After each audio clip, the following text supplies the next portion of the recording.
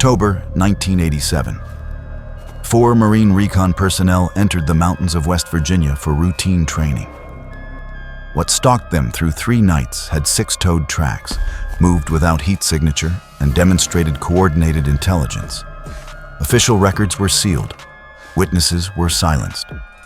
One Marine never recovered his mind, and 37 years later, it's still watching.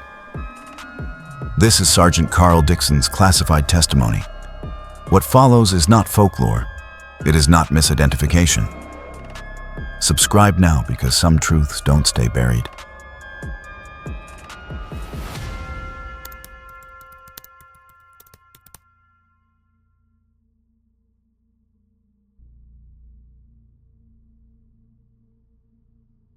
My name is Carl Dixon, Sergeant, United States Marine Corps, 1st Recon Battalion. I've been moving through hostile terrain since I was 19 years old, long enough to know the sound of a deer easing through deadfall, and long enough to know when someone is trying very hard not to be heard. I know how fog bends sound across ridgelines, how cold ground bleeds heat out of a body, how a thermal scope should behave when there's something alive on the other end of it. I've operated in mountains from Okinawa to Norway. Different ranges, different weather, same fundamentals. And I can tell you, without hesitation, that whatever followed us through Spruce Knob in October of 1987 did not fit inside any of those fundamentals. It wasn't an animal. It wasn't a man. And it wasn't supposed to exist.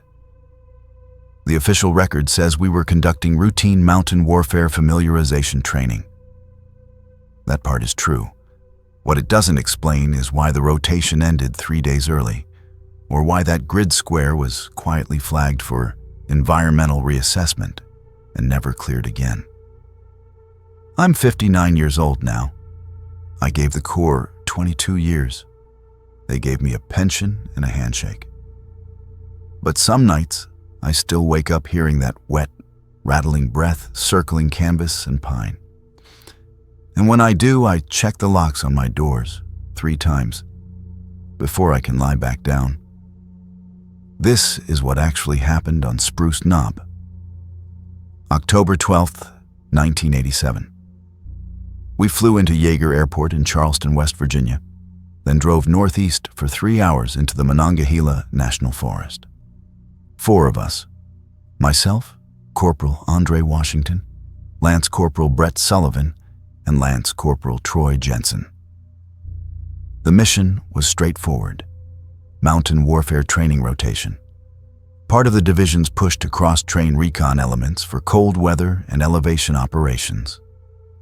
3 days and nights of land navigation, concealment, and survival exercises. No live fire, no support element, no comms beyond emergency, just fieldcraft, terrain, and time. Spruce Knob sits at 4,863 feet, the highest point in West Virginia. Not the Rockies, but real mountains all the same. Steep approaches, dense forest, weather that turns on you without warning. The Appalachians are old, worn down, and there's something about them that feels closed in. Trees packed too tight, sound behaving wrong, like the woods are listening. We inserted at 1600 hours on the 12th. Full packs, cold weather gear, standard recon loadout minus ammunition. The cadre dropped us at a trailhead 6 kilometers from our first objective, pointed into the trees, and told us they'd see us in 72 hours. The forest swallowed us inside 50 meters. Day 1 went exactly by the book. 12 kilometers through mixed hardwood and spruce. Established our first hide site at 2100 hours. Rotated security through the night. Around midnight, Washington spotted a black bear, maybe 80 meters out, moving across a clearing. It stopped, looked straight toward us for about 10 seconds, long enough to register. Then it turned and walked off. Normal behavior, no adrenaline spike, no tension, everything felt right. Day 2. The weather shifted. We woke to ground fog so thick it beaded on our eyelashes. It didn't burn off until close to noon. Temperature sat at 41 degrees, and the moisture soaked into everything. Clothes, packs, skin. The kind of cold that doesn't bite, just stays. We moved toward our second objective, a ridgeline overlooking a western valley. Visibility dropped to maybe 30 meters in the fog. You could lose a man if he stepped wrong. We established camp early, 1800 hours. Moving blind in that terrain wasn't training. It was just reckless. That's when Sullivan found the tracks. "Sarge, you need to see this." Sullivan was crouched near the tree line, about 15 meters from where we'd set up our shelter halves. I moved over, staying low, years of muscle memory keeping me in a tactical crouch, even though we were in the middle of West Virginia on a training op. He pointed at the ground without touching it. "Good field craft. Preserve the evidence." The track was maybe 14 inches long, pressed into soft earth near a rotting log. Barefoot. Human-shaped, except it wasn't. 5 toes in the normal positions, but there was a 6th digit extending from what would be the inside of the foot near the arch. The impression was deep, maybe 1.5 inches, like whoever made it was carrying serious weight. "Could be a deformity," I said. But I didn't believe it, even as I said it. Some local hunter with a fucked up foot. In October? Washington had moved up beside us, keeping his voice low.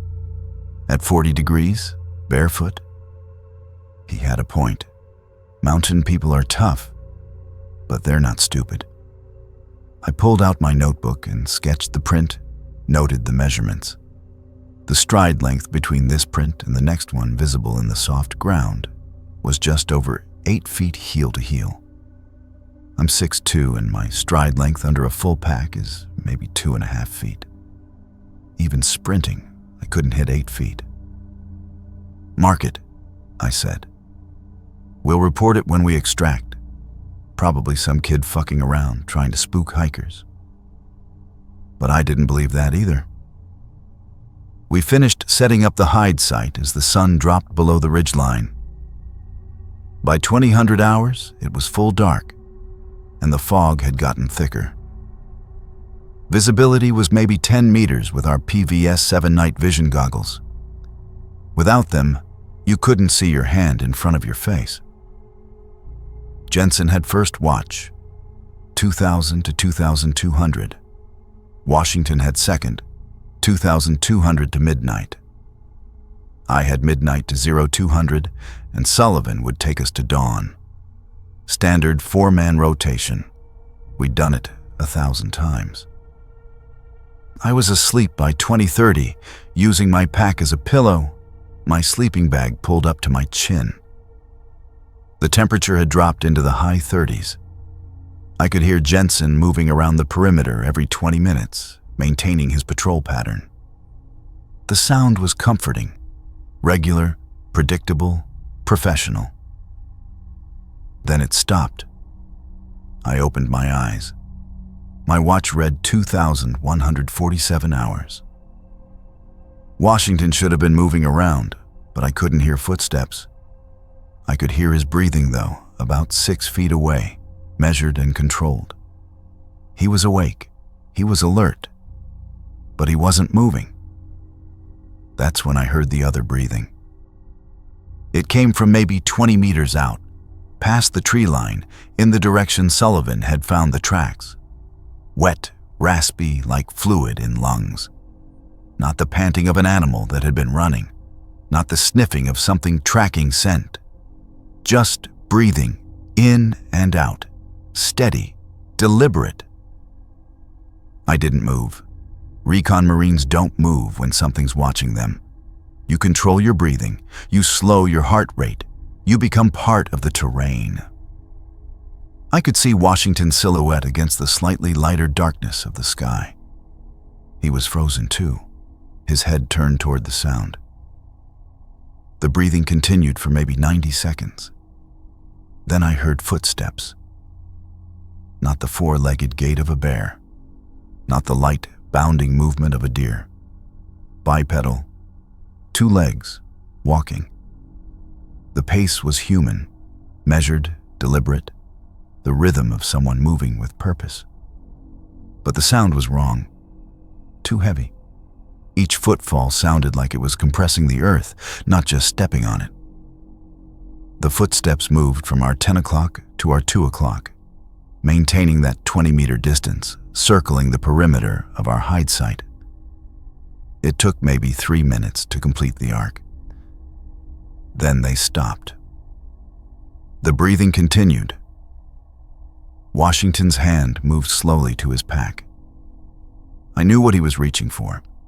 The AN/PAS-13 thermal scope, early generation, bulky as hell but effective out to about 300 meters. We weren't supposed to have it on a training op, but Washington never went into the field without it. He brought it up slowly, keeping the movement minimal, and glassed the tree line where the breathing was coming from. After maybe 30 seconds, he lowered the scope and looked at me. Even in the darkness, I could see the confusion on his face. He shook his head. No heat signature. That's not possible. Everything warm-blooded shows up on thermal. Humans, animals, even large birds. The technology works by reading infrared radiation, body heat. If something's breathing, it has a metabolism. If it has a metabolism, it generates heat. But Washington's scope read nothing. I reached over and tapped Jensen's boot. He woke instantly, silent, the way we'd all been trained. I pointed toward the sound. He nodded. He could hear it too. Sullivan was already awake. I could see his eyes reflecting what little ambient light penetrated the fog. All 4 of us, locked in place, listening to something breathe in the darkness just outside our perimeter. Then, the footsteps started again. This time they moved faster, still bipedal, still deliberate, but covering ground quickly. They circled us again, completing the loop in maybe 90 seconds.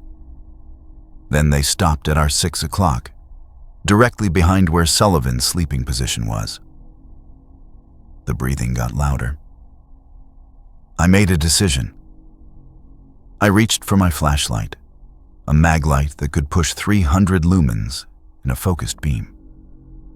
I clicked it on and pointed it toward the sound. The beam cut through the fog like a blade, illuminating tree trunks, underbrush, the skeletal remains of a fallen birch tree. Nothing else. No animal. No person. No eyes reflecting the light back at us. But the breathing stopped the instant the light came on. For maybe 10 seconds, there was complete silence. No wind, no insects, no night birds. Just the sound of 4 Marines trying to control their own breathing. Then I heard it move. Not footsteps this time. Something faster. Something that covered distance in a way that didn't match bipedal locomotion. It sounded like it was ascending, moving up a tree trunk or rock face, the rhythm irregular, almost scrambling. The sound moved away from us, deeper into the forest. And then it was gone. I kept the light on for another 30 seconds, sweeping the tree line, looking for any sign of what had just been there. Nothing. I clicked it off. What the fuck was that? Sullivan's voice was barely a whisper. I don't know, I said. And I didn't. Washington still had the thermal scope up. Nothing on thermal, he said. I glassed the whole tree line during the approach. If something was out there, I should have seen it. But the scope read ambient temperature only. No hot spots, no gradients, nothing. It was breathing, Jensen said. We all heard it. I know, I said. And it was walking on 2 legs, but it's gone now. I checked my watch. 2,203 hours. We'd been listening to it for almost 15 minutes. We're going to security protocol for the rest of the night, I said. 2-man watch rotations. Washington, you're with me until 0200. Jensen, Sullivan, you've got 0200 to dawn. Nobody goes outside the perimeter alone. Nobody takes a piss without a buddy. Clear? They nodded. And we're documenting this, I continued. Every detail. Times, sounds, observations. When we extract, this goes up the chain. Something's out here and it's not on any wildlife briefing I've ever seen. But that wasn't the strange part. The strange part was what we found at first light. The beam cut through the fog like a blade, illuminating tree trunks, underbrush, the skeletal remains of a fallen birch tree. Nothing else. No animal. No person. No eyes reflecting the light back at us. But the breathing stopped the instant the light came on. For maybe 10 seconds, there was complete silence. No wind, no insects, no night birds. Just the sound of 4 Marines trying to control their own breathing. Then I heard it move. Not footsteps this time. Something faster. Something that covered distance in a way that didn't match bipedal locomotion. It sounded like it was ascending, moving up a tree trunk or rock face, the rhythm irregular, almost scrambling. The sound moved away from us, deeper into the forest, and then it was gone. I kept the light on for another 30 seconds, sweeping the tree line, looking for any sign of what had just been there. Nothing. I clicked it off. What the fuck was that? Sullivan's voice was barely a whisper. I don't know, I said. And I didn't. Washington still had the thermal scope up. Nothing on thermal, he said. I glassed the whole tree line during the approach. If something was out there, I should have seen it. But the scope read ambient temperature only. No hot spots, no gradients, nothing. It was breathing, Jensen said. We all heard it. I know, I said, and it was walking on 2 legs, but it's gone now. I checked my watch. 2,203 hours. We'd been listening to it for almost 15 minutes. We're going to security protocol for the rest of the night, I said. 2-man watch rotations. Washington, you're with me until 0200. Jensen, Sullivan, you've got 0200 to dawn. Nobody goes outside the perimeter alone. Nobody takes a piss without a buddy. Clear? They nodded. And we're documenting this, I continued. Every detail. Times, sounds, observations. When we extract, this goes up the chain. Something's out here and it's not on any wildlife briefing I've ever seen. But that wasn't the strange part. The strange part was what we found at first light.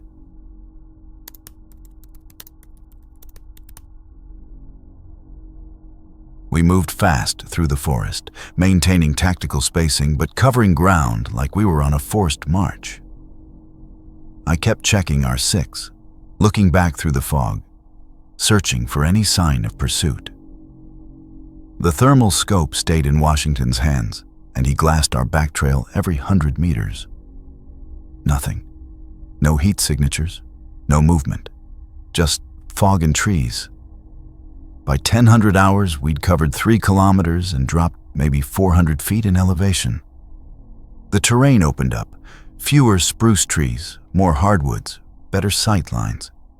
I could see maybe 70 meters in most directions. It should have made me feel better. It didn't. Sarge. Washington had stopped, the thermal scope pressed to his face. I've got something. I moved up beside him. Where? Our 7 o'clock, maybe 200 meters. It's not moving, but there's a heat signature. Small, low to the ground. Could be a deer bedded down. Could be a fox. Could be nothing. Keep moving, I said. Jensen, eyes on our back trail. If that signature moves, I want to know. We continued east. The fog was finally starting to lift as the sun climbed higher, and by 1100 hours, we had broken into partial sunlight. The temperature had risen to 48 degrees, normal October weather for this elevation. We reached the alternate site at 11:45 hours, a small clearing on the eastern slope of the ridge. Good drainage, rock outcropping that would provide windbreak and concealment. I would have preferred higher ground, but we needed rest and we needed to eat. We'd been moving for 4.5 hours on nothing but adrenaline. Sullivan set up security while Washington and I established the perimeter. Jensen broke out the MRES. We ate in silence, each of us locked in our own thoughts about what we'd seen or hadn't seen the night before. "You think it was a bear?" Jensen asked finally. "No," I said. "Mountain lion?" "Mountain lions don't walk on two legs," Washington said. "And they sure as hell don't circle a position 4 times without making a move." "So what was it?" Jensen pressed. I didn't answer because I didn't have an answer. In Recon, we're trained to identify threats, categorize them, develop responses.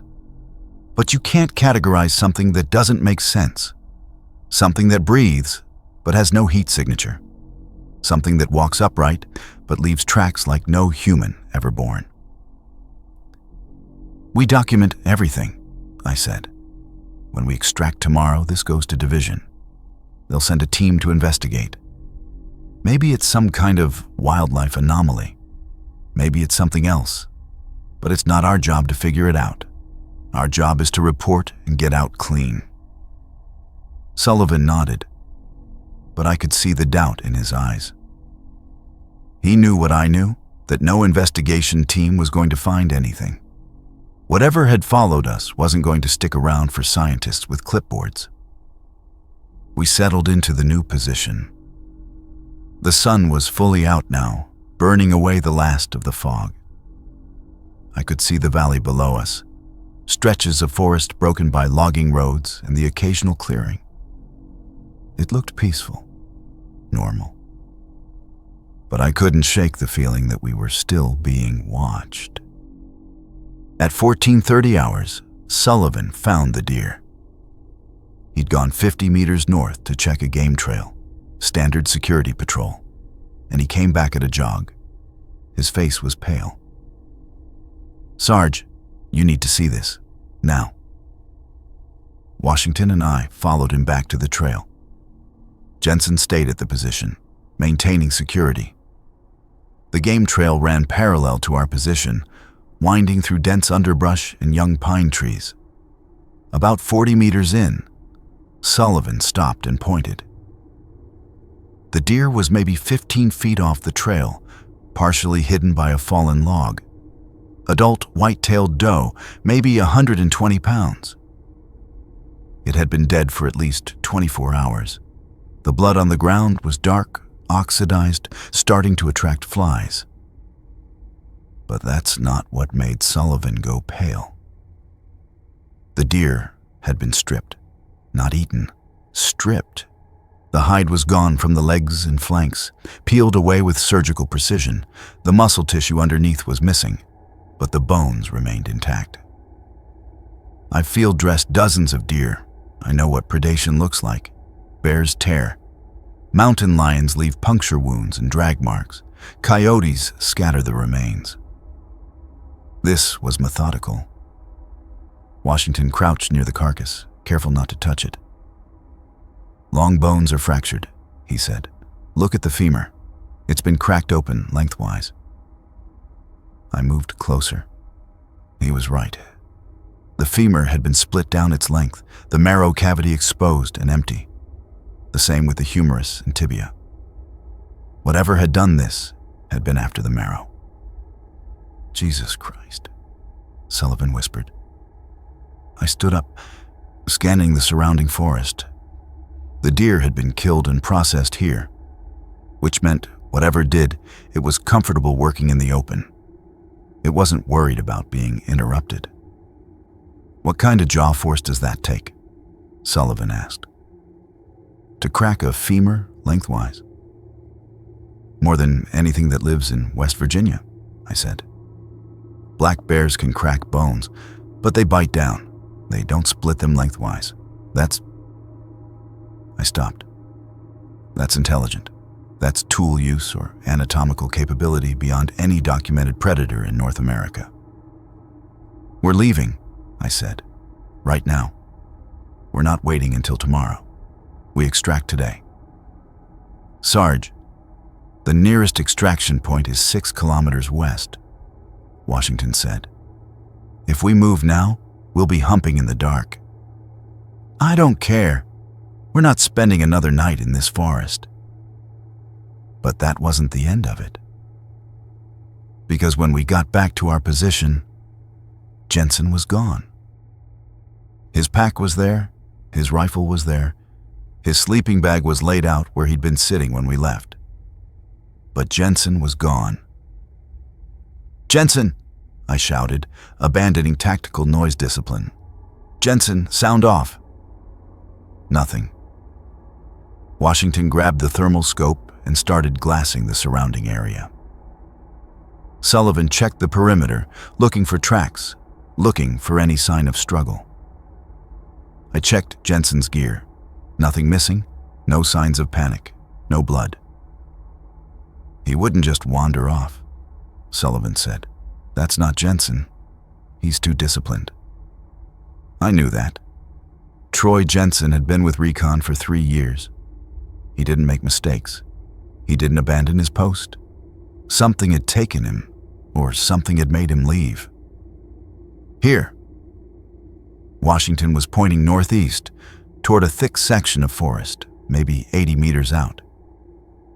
"I've got a heat signature, human-sized, moving away from us." We ran. The forest closed in fast as we left the clearing, branches whipping at our faces, roots threatening to trip us with every step. Washington led, keeping the thermal scope up, calling out directions. "Bearing 045, 100 meters, still moving." My lungs burned. The pack slapped against my back. I could hear Sullivan behind me, breathing hard, keeping pace. "It stopped," Washington said. 70 meters, not moving. We slowed, approaching tactically now, weapons ready even though they weren't loaded. Muscle memory taking over, low crouch, controlled breathing, eyes scanning for threats. At 60 meters, I could see the figure through the trees. It was Jensen. Standing upright, his back to us, motionless. "Jensen," I called. "You okay?" He didn't respond, didn't move. We closed the distance to 30 meters, 20, 10. "Jensen, answer me," I said. When we got within 5 meters, he turned around. His face was blank, not frightened, not confused, blank, like he was sleepwalking. His eyes were open but unfocused, staring through us rather than at us. "Troy," Washington said softly. "You with us, brother?" Jensen blinked, once, twice. Then his eyes focused, and I saw the confusion flood in. "What?" His voice was hoarse. "Where am I?" "You're 80 meters northeast of our position," I said. "You left your gear. You left your post. What happened?" "I don't..." He looked around, disoriented. I was sitting there. I heard something, a voice, calling me. It sounded like my mom. He stopped, his face twisting. "That's insane. My mom's in San Diego." "What did the voice say?" Washington asked. "My name, just my name, over and over. Troy, Troy, Troy." Jensen looked at me. I had to follow it. I couldn't not follow it. My skin went cold. "Did you see anything?" I asked. "Anything at all?" Jensen shook his head. "Just trees, just fog." But I could hear her. "I swear to God, Sarge, It was her voice. We got Jensen back to the position. He was shaking, whether from cold or shock, I couldn't tell. We gave him water, made him sit down, checked him for injuries. Nothing. No scratches, no marks, no signs of physical contact. But something had gotten inside his head. At 1600 hours, we made the decision to move immediately. 6 kilometers to the primary extraction point. Straight west through terrain we'd already mapped. We could make it by 2000 hours if we pushed hard. Full dark would hit around 1930, which meant maybe 30 minutes of night movement. But it was better than staying. We packed fast and moved out in a tactical column. Me on point, Jensen second, Sullivan third, Washington pulling rear security with a thermal scope. We covered the first 2 kilometers in 40 minutes. Good time considering the terrain and our gear. The sun was dropping fast. By 1730 hours, the shadows were long and the temperature was falling. By 1800 hours, we were moving through twilight. That liminal time when depth perception fails and every shadow could be movement. That's when Washington called a halt. Sarge, I've got multiple heat signatures. R6 o'clock, 50 meters back. I stopped the column. Multiple? How many? 3. No, 4. Moving parallel to us, maintaining distance. 4 heat signatures, human-sized. Moving through the forest 50 meters behind us, pacing our movement. Could be hikers, Sullivan said, but his voice was uncertain. Could be, I said. But hikers don't move in tactical formation, and they sure as hell don't parallel other groups without making contact. We kept moving. Every 5 minutes, Washington would check our back trail. Every time, he'd confirm. 4 heat signatures, 50 meters, paralleling our movement. At 1845 hours, full dark hit. We switched to night vision, the world turning into shades of green through the PVS-7 goggles. Visibility dropped to maybe 40 meters in the forest. We slowed our pace, trading speed for security. They're closing, Washington said. 40 meters now. Pick up the pace, I ordered. We moved faster, pushing through underbrush, ignoring noise discipline. The extraction point was less than a kilometer ahead. If we could just reach the clearing, we'd have visibility. We'd have room to maneuver. 30 meters, Washington called. My heart was hammering. We were running now. Full tactical run. Gear banging, breath coming hard. 20 meters. The forest opened ahead. The extraction clearing, a flat area maybe 100 meters across that had been designated as our pickup point. We broke through the tree line at 19:10 hours. Stop, Washington said. They stopped at the tree line, not following us into the clearing. We formed a defensive position in the center of the clearing, backs together, facing outward. Through my night vision, I could see the forest surrounding us on all sides. Nothing moved. Nothing made a sound. Talk to me, Washington, I said. 4 signatures. Still at the tree line. They're spread out now. North, east, south, west. Same pattern as last night. The same pattern.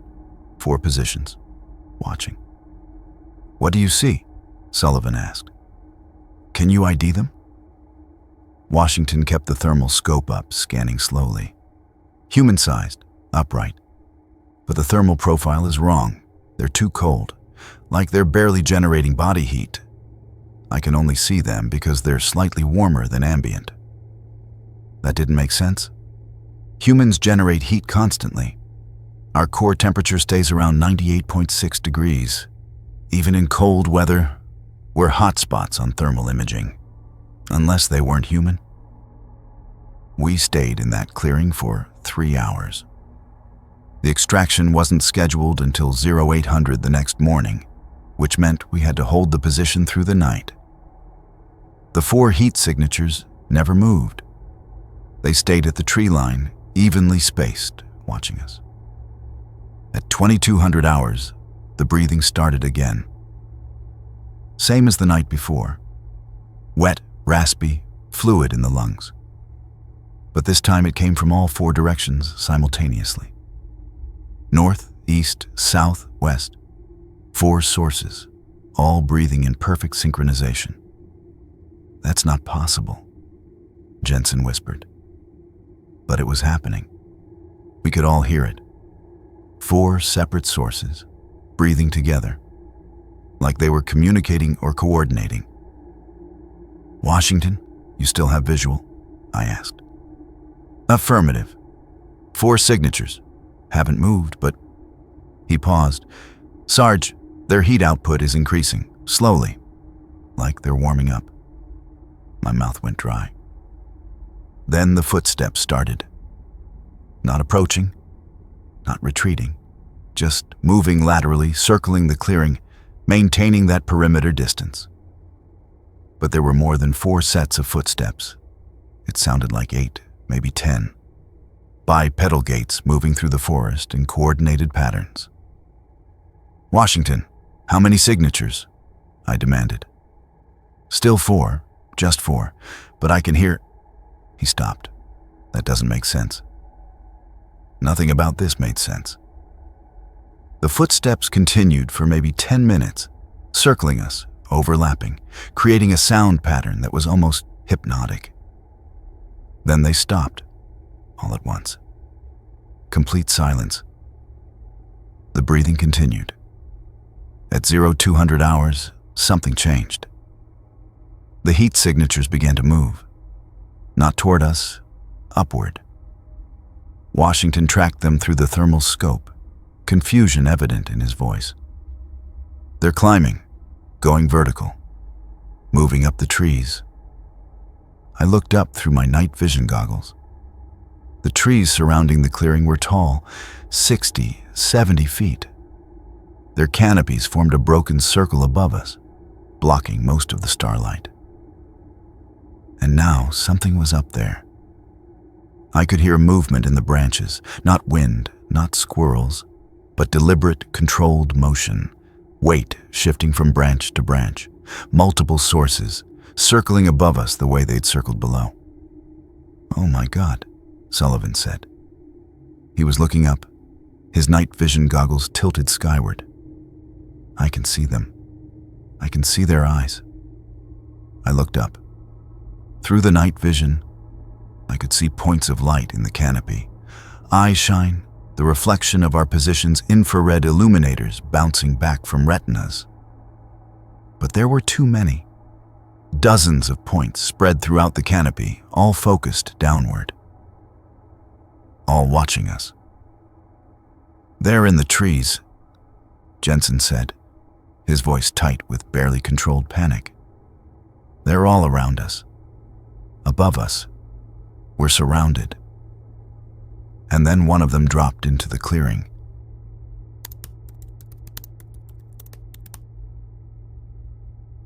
It landed 20 meters from our position, not falling, not jumping, descending with control, like it had climbed down rather than dropped. Through my night vision, I saw the impact. Bent knees absorbing the shock, hands touching the ground, head tilted up toward us. Then it stood. 7 feet tall, maybe more. The proportions were wrong.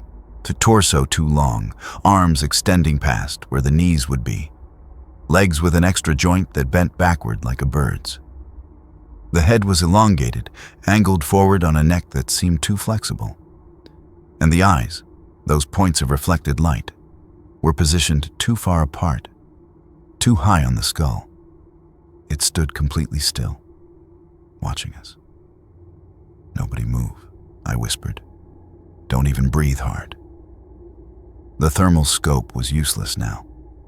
Washington had it trained on the figure, but through the night vision, I could see his hands shaking, Whatever was standing in front of us registered barely warmer than the surrounding air, like its body temperature was maybe 70 degrees, like it was cold-blooded. But it was breathing.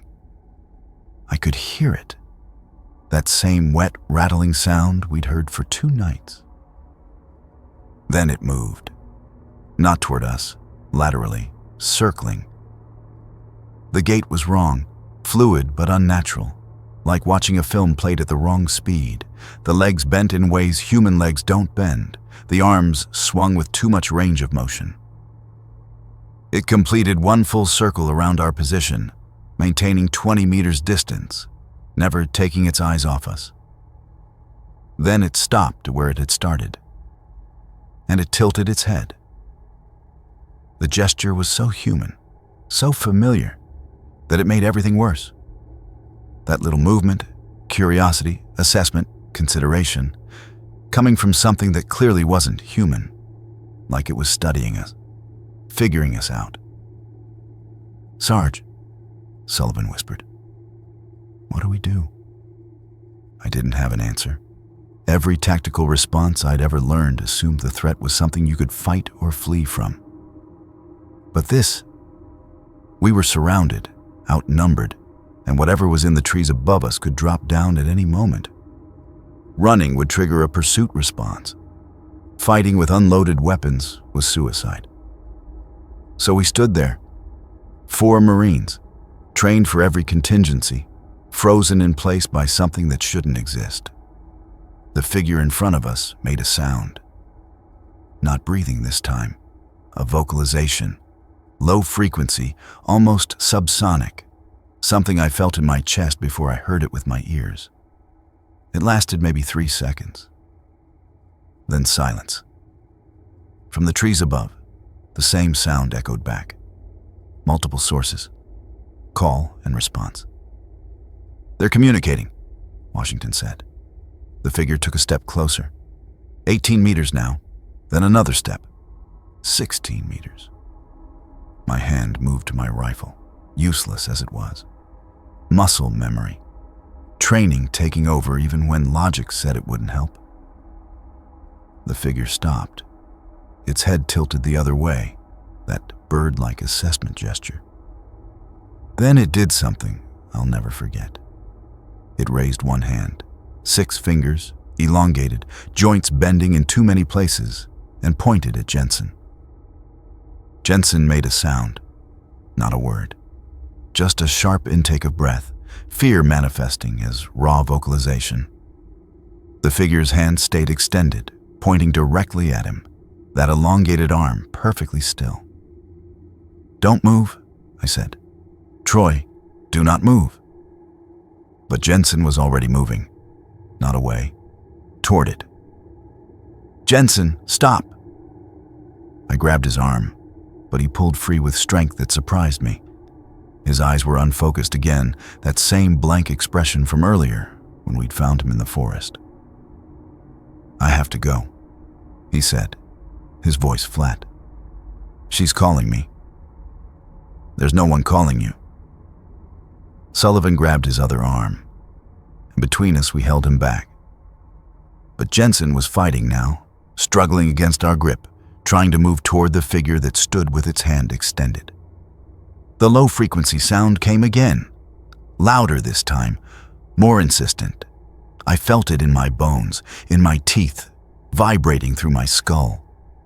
And Jensen responded to it like a dog responding to a whistle, pulling harder, his breathing accelerating into hyperventilation. "Washington, options," I shouted. "North side." Washington was scanning with the thermal scope. Only one signature there. "If we move fast." I didn't wait for him to finish. "Sullivan, help me with Jensen. Washington, lead us out. North side, full sprint, now." We ran. Sullivan and I half-dragged, half-carried Jensen between us. He was still fighting, still trying to turn back toward the clearing, but we held him tight and pushed forward. Washington led, rifle up, night vision on, moving through the forest like the trained recon Marine he was. Behind us, I heard movement. Not footsteps, something faster, something that moved through the trees like wind through leaves, fluid and impossible. "They're following," Washington called back. Multiple signatures converging on our 6. "Keep moving." Branches whipped at my face. Roots caught my boots. The forest was a maze in the darkness. Every shadow a potential obstacle, every sound a potential threat. Jensen had stopped fighting and was running with us now. His breathing ragged, but his legs pumping. "How far?" I shouted. "Half a click to the logging road," Washington responded. "If we can reach the road, we can—" Something dropped from the trees ahead of us.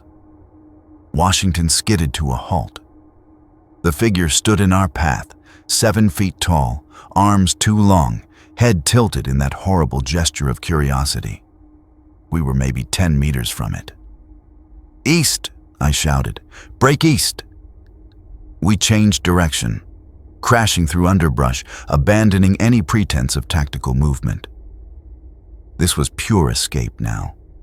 4 men running for their lives through a West Virginia forest at 0300 hours, pursued by something that moved through darkness like it owned it. The trees opened ahead. The logging road, a dirt track carved through the forest, wide enough for vehicles. We broke onto it at full sprint and turned west, running down the middle where we had visibility, where nothing could drop on us from above. "Keep going," I gasped. "Don't stop."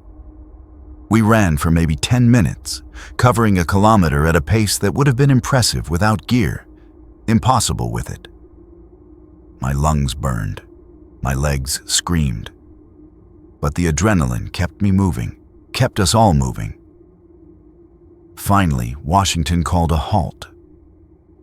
We collapsed on the side of the road, heaving, checking our 6, searching for signs of pursuit. Nothing. The forest was silent. "Are they still following?" Sullivan asked between breaths. Washington checked the thermal scope, scanning the tree line. Negative. No signatures. They stopped at the forest edge. They stopped? Jensen's voice was his own again, the blank expression gone. Why would they stop? I looked back at the dark wall of trees behind us. Because they don't need to follow us anymore. They know we're leaving. And I was right. Whatever those things were, they weren't hunting us. They were escorting us out. Jensen made a sound, not a word. Just a sharp intake of breath, fear manifesting as raw vocalization. The figure's hand stayed extended, pointing directly at him, that elongated arm perfectly still. "Don't move," I said. "Troy, do not move." But Jensen was already moving, not away, toward it. "Jensen, stop!" I grabbed his arm, but he pulled free with strength that surprised me. His eyes were unfocused again, that same blank expression from earlier when we'd found him in the forest. "I have to go," he said, his voice flat. "She's calling me." "There's no one calling you." Sullivan grabbed his other arm, and between us we held him back. But Jensen was fighting now, struggling against our grip, trying to move toward the figure that stood with its hand extended. The low-frequency sound came again, louder this time, more insistent. I felt it in my bones, in my teeth, vibrating through my skull. And Jensen responded to it like a dog responding to a whistle, pulling harder, his breathing accelerating into hyperventilation. "Washington, options," I shouted. "North side." Washington was scanning with the thermal scope. Only one signature there. "If we move fast." I didn't wait for him to finish. "Sullivan, help me with Jensen. Washington, lead us out. North side, full sprint, now." We ran. Sullivan and I half dragged, half carried Jensen between us. He was still fighting, still trying to turn back toward the clearing, but we held him tight and pushed forward. Washington led, rifle up, night vision on, moving through the forest like the trained recon Marine he was. Behind us, I heard movement. Not footsteps, something faster, something that moved through the trees like wind through leaves, fluid and impossible. "They're following," Washington called back. Multiple signatures converging on our 6. "Keep moving." Branches whipped at my face. Roots caught my boots. The forest was a maze in the darkness. Every shadow a potential obstacle, every sound a potential threat. Jensen had stopped fighting and was running with us now. His breathing ragged, but his legs pumping. "How far?" I shouted. "Half a click to the logging road," Washington responded. "If we can reach the road, we can—" Something dropped from the trees ahead of us. Washington skidded to a halt. The figure stood in our path, 7 feet tall, arms too long, head tilted in that horrible gesture of curiosity. We were maybe 10 meters from it. "East!" I shouted. "Break east!" We changed direction, crashing through underbrush, abandoning any pretense of tactical movement. This was pure escape now. 4 men running for their lives through a West Virginia forest at 0300 hours, pursued by something that moved through darkness like it owned it. The trees opened ahead. The logging road, a dirt track carved through the forest, wide enough for vehicles.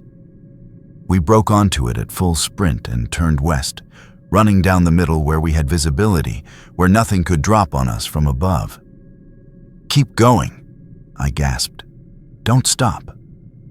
We ran for maybe 10 minutes, covering a kilometer at a pace that would have been impressive without gear, impossible with it. My lungs burned, my legs screamed. But the adrenaline kept me moving, kept us all moving. Finally, Washington called a halt. We collapsed on the side of the road, heaving, checking our 6, searching for signs of pursuit. Nothing. The forest was silent. "Are they still following?" Sullivan asked between breaths. Washington checked the thermal scope, scanning the tree line. "Negative. No signatures. They stopped at the forest edge." They stopped? Jensen's voice was his own again, the blank expression gone. Why would they stop? I looked back at the dark wall of trees behind us. Because they don't need to follow us anymore. They know we're leaving. And I was right. Whatever those things were, they weren't hunting us. They were escorting us out. 3 weeks later, I got a phone call from a civilian researcher named Dr. Sarah Chen. She said she was with the West Virginia Division of Natural Resources, working on a wildlife survey project. She asked if I'd be willing to talk about my time on Spruce Knob. "I don't know what you're talking about," I said.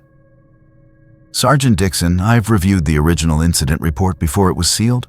I know what you saw, and I need to tell you something. You're not the first." That got my attention. "Explain." There have been 17 documented encounters in the Monongahela National Forest over the past 40 years. Different elevations, different seasons, but the same pattern. Bipedal figures, 6-toed tracks, coordinated group behavior, thermal anomalies. The Forest Service has been suppressing reports since 1952. Why? I asked. Because every time someone investigates, people disappear. Her voice dropped. Hikers, researchers, hunters, they go into the forest and they don't come back. Or they come back changed, disoriented, missing time, claiming they heard voices calling them. Like Jensen. In 1989, Dr. Chen continued, a team from Johns Hopkins went into the area to investigate the thermal anomalies. They found a deer carcass matching your description, long bones cracked lengthwise, marrow removed, they also found something else. What? Cave systems. Deep ones. Extending miles underground. And evidence of habitation. Not recent, ancient. Tools, markings on the walls, remnants of organic material that carbon dated to 12,000 years old. My skin went cold. What are you saying? I'm saying whatever you encountered on Spruce Knob isn't new. It's been there for millennia, living underground, coming to the surface to hunt.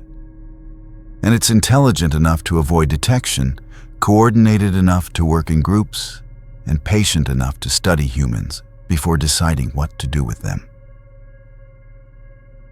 Why are you telling me this? I asked.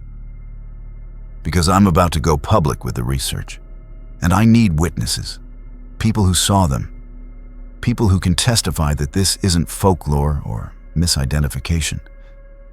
This is real. I thought about the captain with no name tape.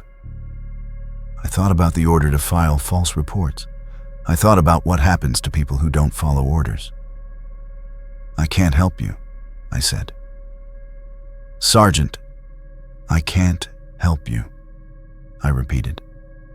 And if you're smart, you'll drop this. You don't know what you're dealing with. I hung up. 2 weeks later, Dr. Sarah Chen's body was found in her apartment in Charleston. Apparent suicide. Single gunshot wound to the head. No note. The police ruled it self-inflicted. But I knew better. I'm 59 years old now. I've been out of the Marines for 15 years. I live in a small house in Virginia, away from mountains, away from forests. I don't go hiking. I don't go camping. I keep my doors locked and my windows covered. Because some nights, when the wind is right, I still hear that breathing. Wet, raspy, fluid in the lungs. And I know it's not real, can't be real, but I hear it anyway.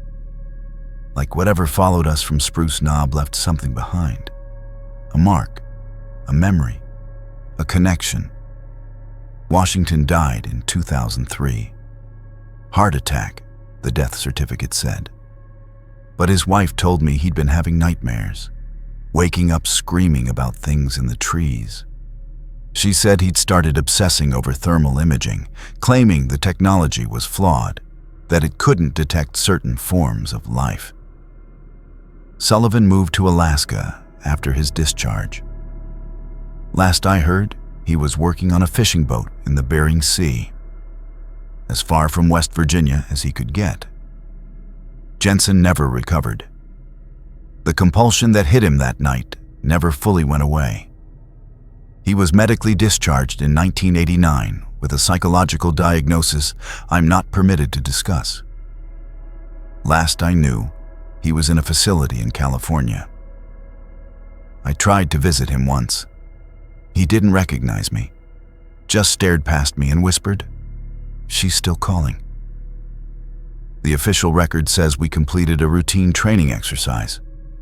No incidents, no anomalies. And maybe that's easier for everyone to believe. Because the alternative, that something ancient and intelligent is living beneath the Appalachian Mountains, something that can control human behavior and move without generating heat, is too terrifying to accept. But I'm telling you this because you need to know. If you're planning to hike in the Monongahela National Forest, especially around Spruce Knob, you need to understand what's out there. The signs to look for, the sounds to avoid. If you hear breathing in the darkness, wet, raspy, fluid sounding, don't investigate. Leave immediately. If you find tracks with 6 toes, get off that trail. Don't camp nearby. Don't stay until dark. If you hear a voice calling your name, especially if it sounds like someone you love, someone who couldn't possibly be there, run. Don't answer, don't follow, run. And if you see figures in the trees at night, multiple heat signatures moving in coordination, don't try to document them. Don't try to study them. Just get out. because they're not animals, and they're not human. And they've been perfecting the art of hunting in those mountains for 12,000 years. The Forest Service will tell you there's nothing to worry about. They'll show you their wildlife surveys and their safety statistics. They'll tell you that Spruce Knob is beautiful and pristine and perfectly safe. They're lying. Because some places aren't meant for humans. Some places belong to things older than us, smarter than us, more patient than us, and Spruce Knob is one of those places. I haven't been back since October 1987, 37 years ago, and I'll never go back, because whatever followed us out of that forest let us leave as a warning, a message, a boundary marker. This is our territory, it was saying. You can visit, but you don't belong here. And if you stay too long, if you dig too deep, if you see too much, you won't leave at all. 3 weeks ago, I got a package in the mail. No return address. Inside was a photograph, grainy and dark, taken with night vision equipment. It showed a clearing in a forest. And in that clearing, 4 figures stood in a defensive position, backs together, facing outward. It was us. October 1987. Spruce Knob extraction point. But that's not what made my hands shake as I looked at the photograph. It's what was in the trees behind us, dozens of them, hanging from branches, pressed against trunks, perched in the canopy, all watching, all waiting. And in the bottom corner of the photograph, written in red marker, "Still here."